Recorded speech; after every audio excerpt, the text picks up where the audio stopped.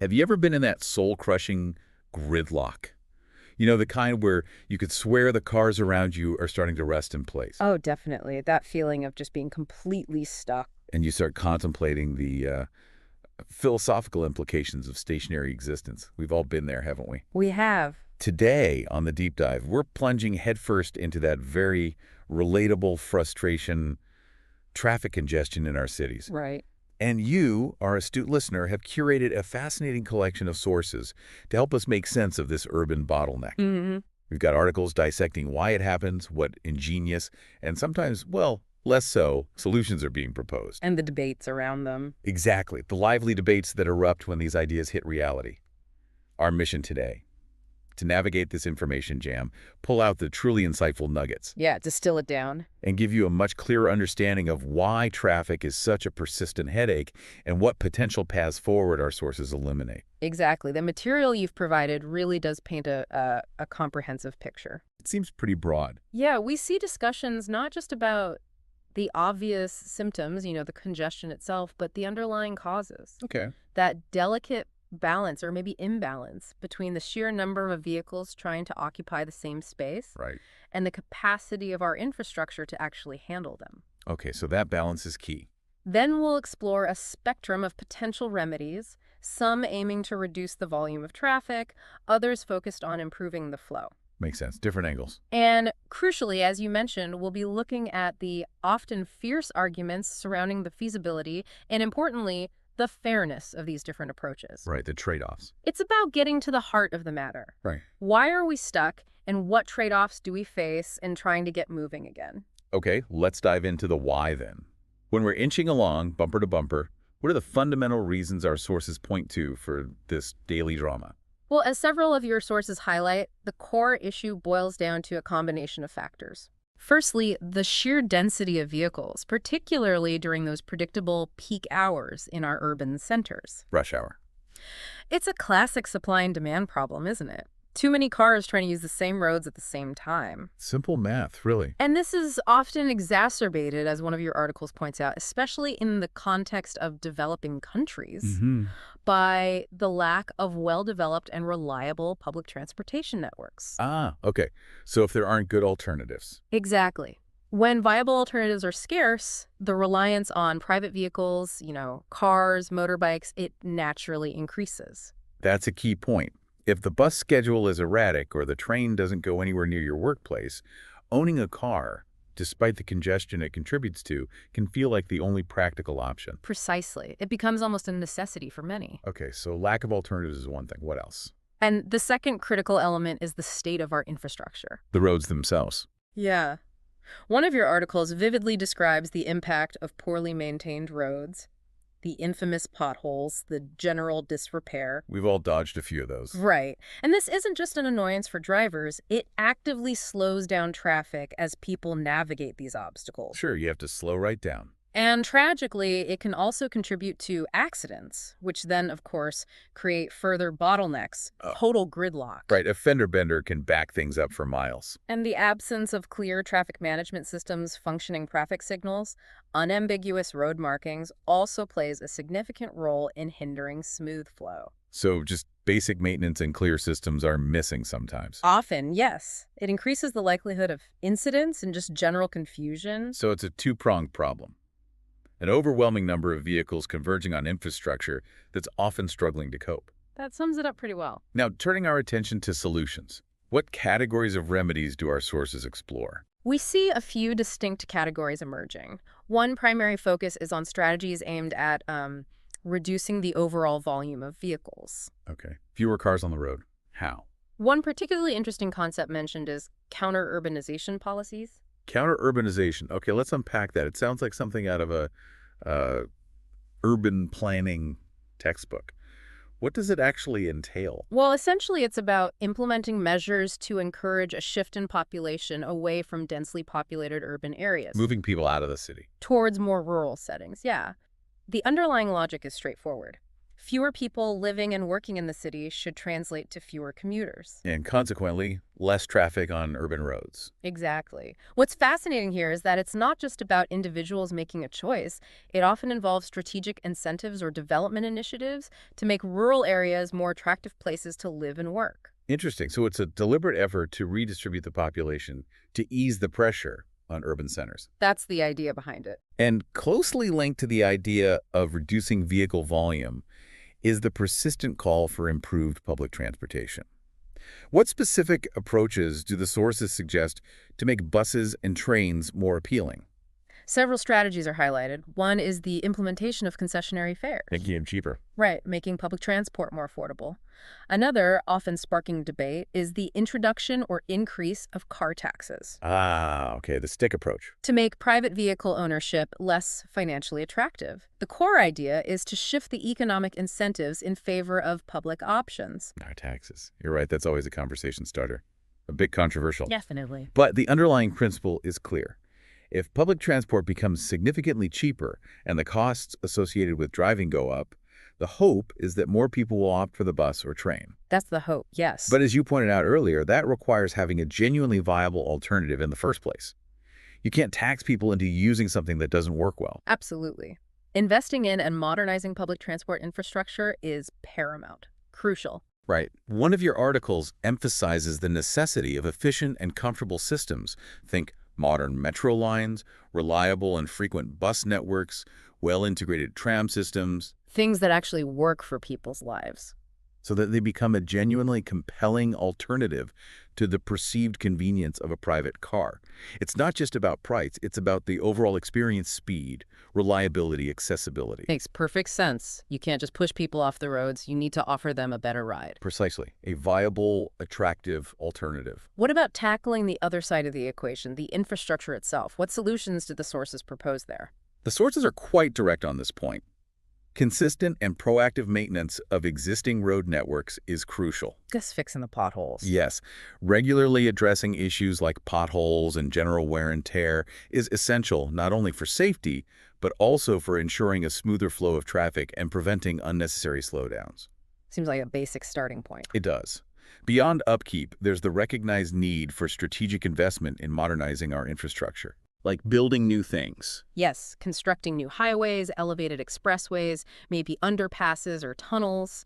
These can significantly increase road capacity in key areas and create more efficient routes. Separating traffic, maybe. Exactly, separating different traffic flows and easing pressure on existing surface streets. So it's a two-pronged approach to infrastructure as well. Yeah. Taking care of what we already have while also building strategically for the future. That seems to be the consensus in the materials. Now, let's delve a bit deeper into that contentious idea of car taxes. You mentioned the potential for debate.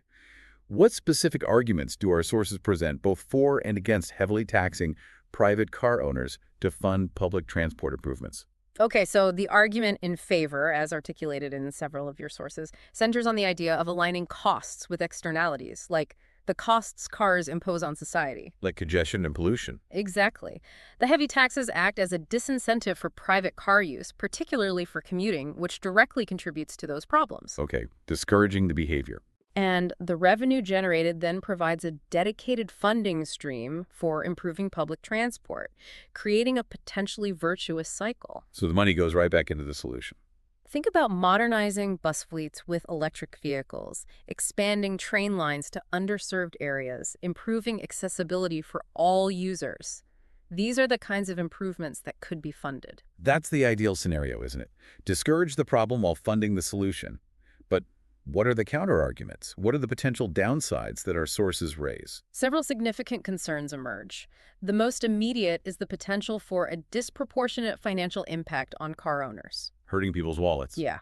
For many individuals and families, a car is not a discretionary expense. It's a vital tool for work, family responsibilities, daily life. A necessity, like you said. So imposing substantial taxes could place a significant burden on household budgets, potentially limiting their access to essential services or reducing their overall financial well-being. And as one of the sources highlights, the fairness aspect is a major sticking point. Precisely. A fixed tax, for example, could disproportionately affect lower-income individuals. How so? Well, they may rely on older, less fuel-efficient vehicles simply because they cannot afford newer, more expensive models. Right, they don't have a choice. While wealthier individuals might absorb the increased cost without significant impact, it could create a real financial hardship for those with tighter margins. That leads to concerns about social equity, doesn't it? Regressivity? Exactly. Is it fair to everyone? That's the big question. So it's a delicate balancing act between the potential for collective benefit, reduced congestion, better air quality, improved public transport, The positives. and the risk of imposing financial strain and potentially unfair burdens on individual car owners. A real double-edged sword. It really is. There are strong arguments on both sides. Now, one of the sources you mentioned earlier proposed a more, let's say, unconventional solution. Relocating businesses to the countryside. Yeah, that sounds like a pretty radical approach to tackling traffic. It is quite ambitious, yes. What's the underlying logic there? The core reasoning is that a significant portion of peak hour traffic is generated by the daily commute of employees. Right, everyone going to the same place at the same time. Exactly. To and from large commercial and industrial hubs concentrated in major cities.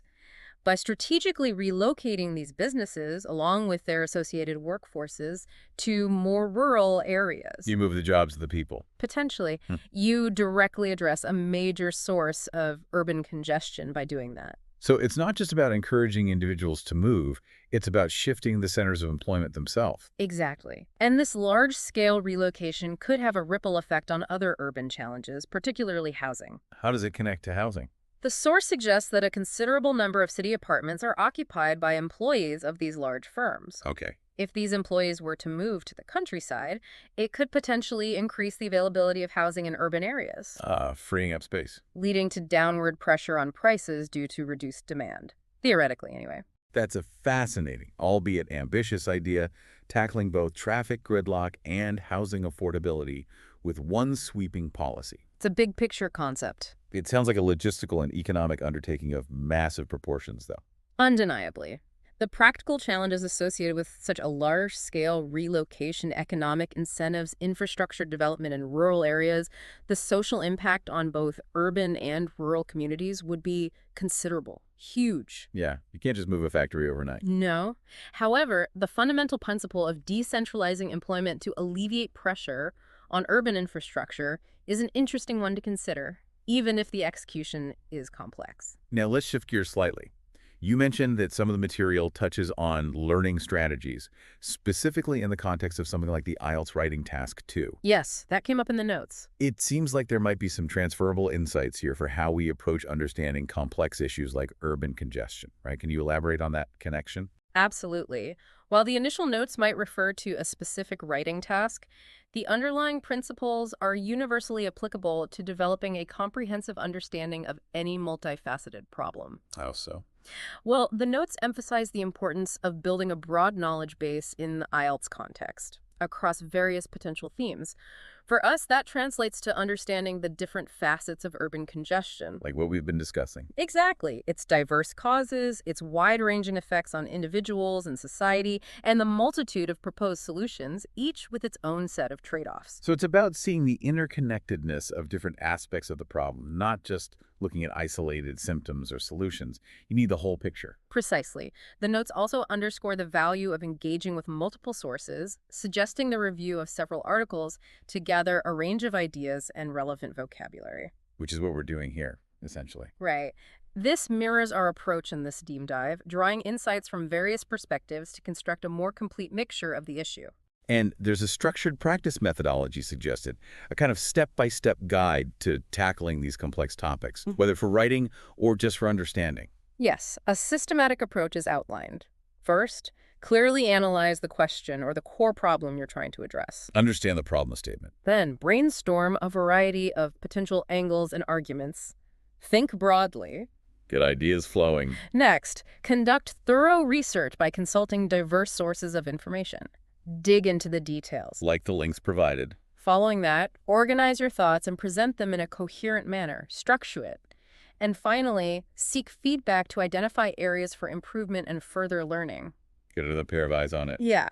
This iterative process of inquiry, exploration, and refinement is key to developing a nuanced grasp of complex subjects. And the notes also highlight the importance of building a strong vocabulary to discuss these issues with precision, having the right words. Exactly. A specific technique is mentioned, actively reading and translating sample texts, followed by reverse translation, translating your translation back into the original language and then comparing it to the source material. Ah, interesting technique. Paying close attention to key phrases and vocabulary choices.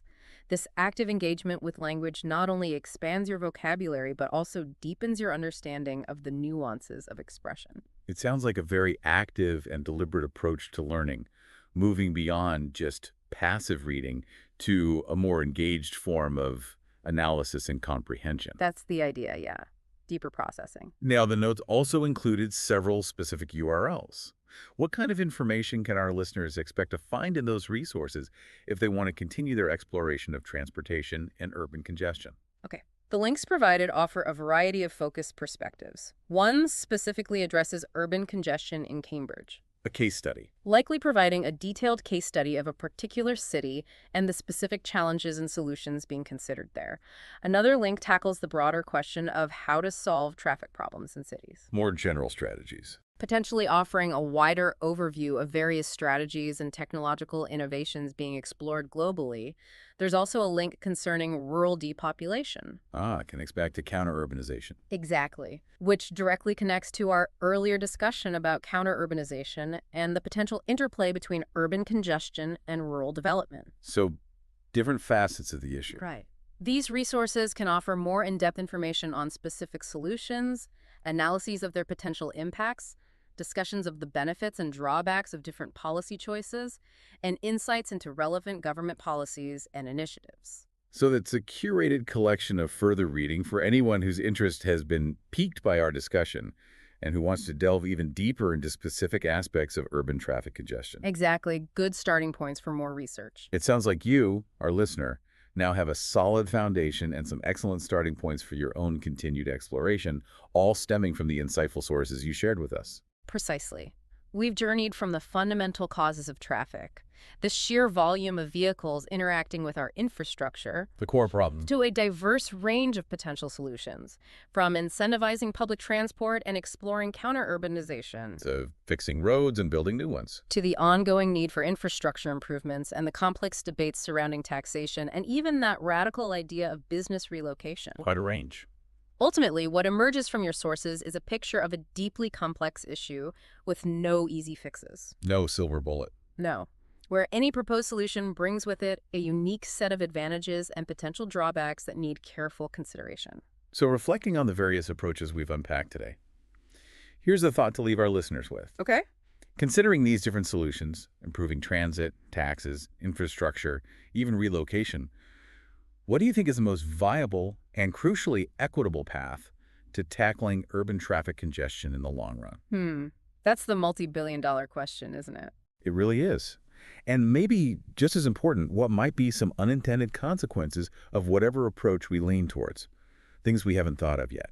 That's critical. Every action has reactions, some unforeseen. It likely requires a mix of strategies, tailored very specifically. No one-size-fits-all answer. A complex puzzle indeed. Well, thank you for navigating this complex terrain with me today. My pleasure. It was a great discussion. And to you, our listener, we sincerely hope this deep dive has provided you with valuable insights and a clearer understanding of the challenges and the spectrum of potential solutions related to urban traffic congestion. Thank you for joining us on the deep dive.